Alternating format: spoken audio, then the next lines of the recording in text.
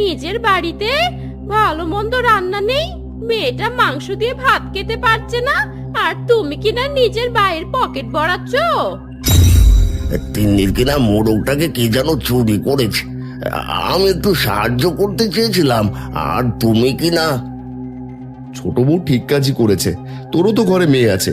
তুমি যাও ছোট বউ, আমার টাকা লাগবে না।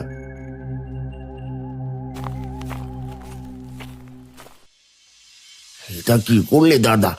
আমি জানি তুমি এমনই নিজের কষ্টটাকে কাউকে বুঝতে দাও না। দাদা, তোমরা এখানে বসে আছো, তোমাদেরকে কিছু বলতে আসলাম। কি হয়েছে রে মহেশ? কোনো গোপন খবর নাকি? হ্যাঁ, কাল সন্ধ্যের পর হারুদাকে দেখলাম জঙ্গলে সেই ভাঙা কুটিরের দিক থেকে হেসে হেসে আসছে।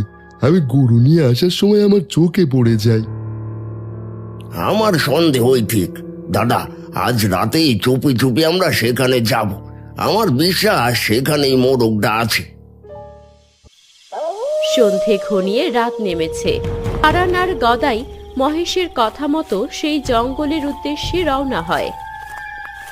সাবধানে পা ফেলো দাদা, চারপাশটা কেমন অন্ধকার আর থমথমে লাগছে।